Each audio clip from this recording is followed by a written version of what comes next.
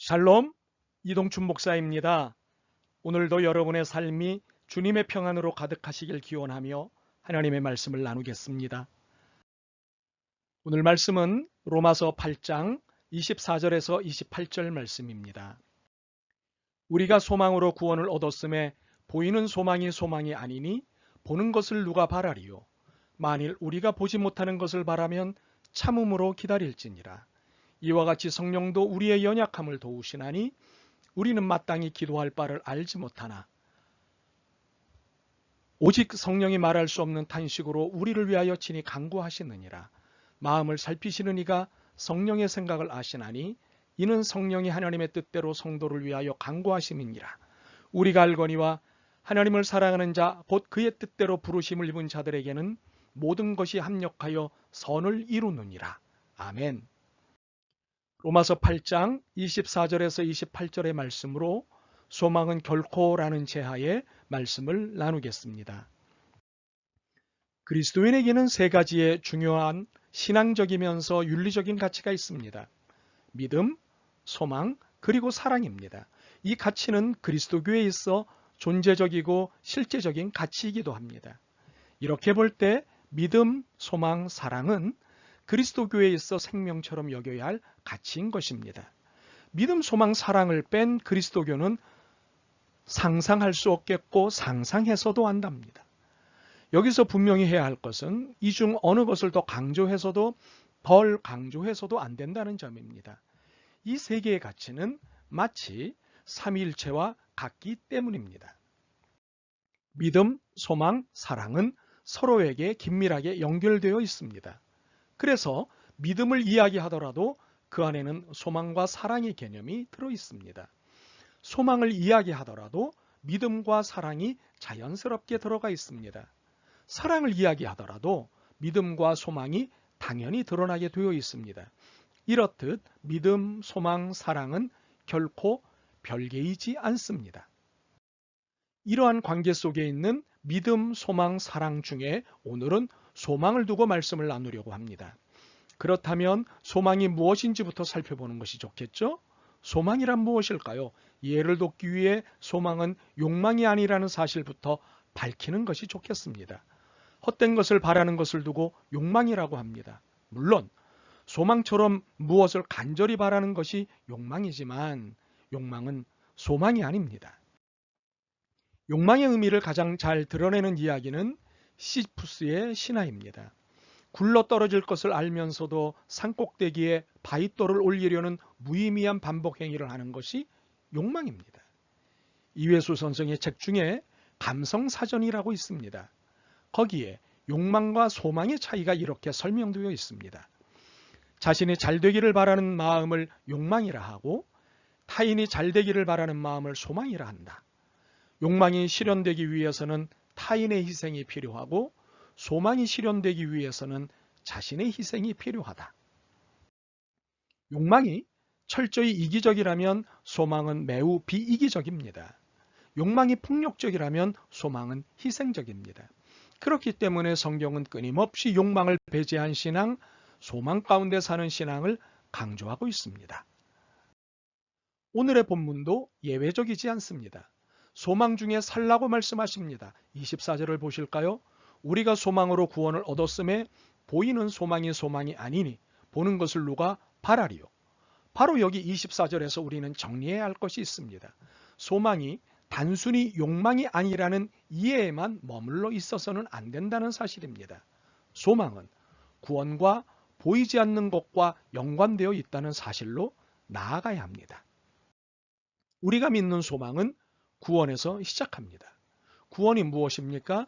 영원한 생명을 얻는 것입니다. 그러나 구원을 얻은 우리에게는 구원은 영원한 생명을 얻은 것이겠죠?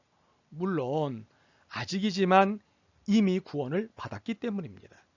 그러나 이미 구원을 받았지만 아직 구원을 받은 것이 아니기 때문에 믿음에 근거한 소망을 갖는 것입니다. 반드시 구원을 얻을 것이라는 믿음을 갖고 기다리는 것이 소망입니다. 그런데 소망은 특징이 있습니다. 24절에서 보시다시피 보이지 않는 것을 믿는 것입니다. 보이는 소망이 소망이 아니니 그렇습니다.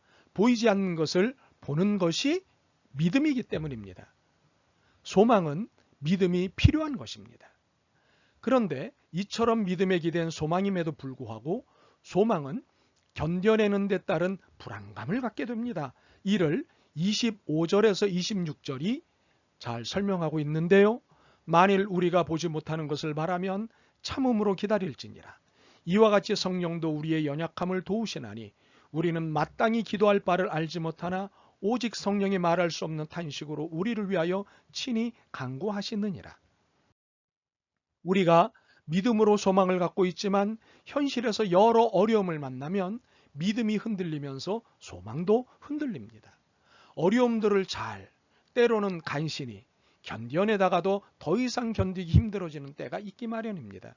심각한 경우에는 구원의 소망에 대해 회의감이 들기도 합니다. 현실이 이런데 구원이 뭔 필요가 있겠느냐라고 하는 회의감이 들 때가 있습니다. 얼마나 힘들면 이렇게 되겠습니까?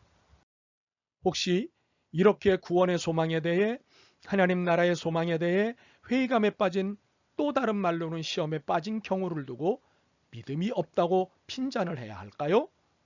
그러지 마시기 바랍니다. 물론 주님께서 우리에게 현실이 힘들어도 참고 기다리라고 말씀하신 것은 맞습니다. 그러나 핀잔하신 것은 아닙니다. 핀잔은커녕 오히려 그런 이들을 도우시고 위로하실 뿐입니다. 25절에서 26절을 다시 읽어보죠. 만일 우리가 보지 못하는 것을 바라면 참음으로 기다릴지니라. 이와 같이 성령도 우리의 연약함을 도우시나니 우리는 마땅히 기도할 바를 알지 못하나 오직 성령이 말할 수 없는 탄식으로 우리를 위하여 친히 간구하시느니라. 확인하시다시피 우리의 연약함을 도우신다고 하셨지 핀잔하신다고 하지 않으셨습니다. 좀 더 설명해 보죠. 우리는 마땅히 기도할 바를 알지 못하나는 성령님의 매우 적극적인 이해를 표현한 것입니다. 살다 보면 기가 막혀 넋이 나갈 때가 있습니다. 이럴 때는 무슨 기도를 해야 할지 갈피를 못 찾습니다. 오히려 하나님께 원망을 하지 않으면 다행입니다. 그러나 왜 이러시는 거예요? 라며 원망을 할지라도 핀잔하지 않으신다는 것입니다. 이유가 있겠죠? 무엇보다도 우리의 연약함을 아시기 때문입니다. 그리고 우리의 연약함을 아시는 분은 하나님이시기 때문입니다. 그렇습니다. 우리의 믿음의 연약함, 소망의 연약함을 아시기에 우리를 핀잔하지 않으십니다. 오히려 성령님은 말할 수 없는 탄식으로 우리를 위하여 친히 간구하십니다. 바로 이것이 우리의 연약함에 대해 핀잔하지 않는 이유이자 핀잔 대신 도우시는 방법입니다. 특히 성령님의 도우시는 간구에는 말할 수 없는 탄식이 있다는 사실을 주목해야 합니다. 같은 말로 이루다 말할 수 없는 탄식인 것인데 이것은 우리를 향한 성령님의 안타까움을 표현하는 것입니다. 기다리다 지치는 순간이 있습니다. 바로 이 순간이 성령님이 말로 다 표현할 수 없는 탄식을 하시는 순간이기도 합니다. 그렇기 때문에 우리가 믿는 소망에 대해 확신할 수 있는 두 가지가 있습니다. 첫째는 소망은 결코 잘못될 수 없다는 사실입니다. 근거가 무엇일까요? 26절입니다. 이와 같이 성령도 우리의 연약함을 도우시나니 우리는 마땅히 기도할 바를 알지 못하나 오직 성령이 말할 수 없는 탄식으로 우리를 위하여 친히 간구하시느니라. 하나님의 전적인 후원 아래 계신 성령님이 우리를 도우시기 때문입니다. 그리고 우리를 위해 기도하고 계시기 때문입니다. 특히 기도하신다는 것은 하나님께 우리의 형편과 사정을 잘 설명하시고 우리에게 유리하도록 우리를 변명하신다는 것입니다. 27절입니다. 마음을 살피시는 이가 성령의 생각을 아시나니 이는 성령이 하나님의 뜻대로 성도를 위하여 간구하심이니라. 그런데 이렇게 우리에게 유리하도록 변명하시는 데는 이유가 있습니다. 우리가 하나님이 아닌 연약한 존재이기 때문입니다. 이는 우리가 인간임을 아신다는 뜻입니다. 무엇보다도 죄 가운데 살고 있는 연약한 존재라는 사실을 알고 계시다는 뜻입니다. 그러므로 이 사실을 알고 계시는 한 우리 중 누구도 잘못될 리 없습니다. 그렇습니다. 구원을 선물로 주신 한 끝까지 우리를 도우라고 성령님을 보내셨으니 우리의 믿음의 삶은 은혜입니다. 그러니 힘내시기 바랍니다. 두 번째로 소망은 결코 안 이루어질 수 없다는 사실입니다. 근거가 무엇일까요? 28절입니다. 우리가 알거니와 하나님을 사랑하는 자 곧 그의 뜻대로 부르심을 입은 자들에게는 모든 것이 합력하여 선을 이루느니라. 28절은 우리가 너무도 사랑하는 말씀입니다. 위로를 늘 받게 하는 말씀이기 때문입니다. 바로 이 말씀이 소망은 반드시 이루어진다는 근거입니다. 모든 것이 뭐가 뭔지 모를 엉망진창 뒤죽박죽이 될 때 우리의 절망감은 극에 달합니다. 속되게 말해 돌아버릴 것 같은 심리 상태가 됩니다. 이럴 경우 그 어떤 희망도 보이지 않습니다. 절망만이 남게 될 뿐입니다. 그래서 극단적인 결심이나 선택을 하게 됩니다. 바로 이때 우리가 딱 한 번만 더 참아야 할 이유가 있습니다. 하나님의 뜻대로 부르심을 입은 자들에게는 모든 것이 합력하여 선이 이루어지기 때문입니다. 무슨 뜻일까요? 모든 것이 뭐가 뭔지 모를 엉망진창 뒤죽박죽으로 보이는 것은 놀랍게도 코스모스, 즉 하나님의 질서라는 것입니다. 혼란으로 보이는 여기에 하나님의 이유와 하나님의 뜻이 있다는 것입니다.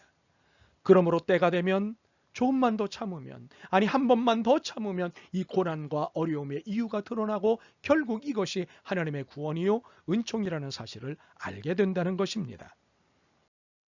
우리가 만난 작금의 코로나19 현실은 암울해 보입니다. 끝이 어디일지 모르기 때문입니다. 그래서 혼란스럽고 무섭습니다. 그러나 카오스를 혼란이라고 번역하지만 코스모스라고 읽습니다. 왜 그럴까요? 이것은 과학자들이 발견한 진리 때문입니다. 그들이 발견한 것은 자연에서 보이는 어떤 혼란도 반드시 질서를 가지고 있다는 사실입니다. 그렇기에 과학에서 카오스는 혼란이 아니라 질서입니다. 바로 이것입니다. 모든 것이 합력하여 선이 된다는 말씀이 바로 이 뜻입니다. 그러므로 우리가 현재 만난 이 혼란은 질서라고 읽어야 합니다. 성경의 언어로 말하면 협력될 선이라고 읽어야 합니다. 그렇습니다. 하나님이 우리에게 하나님 나라의 소망을 주시고 두신 이상 우리는 결코 잘못될 일이 없습니다. 그리고 안 될 수도 없습니다. 반드시 하나님의 은총 가운데 이루어지는 소망을 보게 될 것입니다. 그러므로 참음으로 기다립시다. 만일 우리가 보지 못하는 것을 바라면 참음으로 기다릴지니라. 세 번역으로요. 그러나 우리가 보이지 않는 것을 바라면 참으면서 기다려야 합니다. 아멘.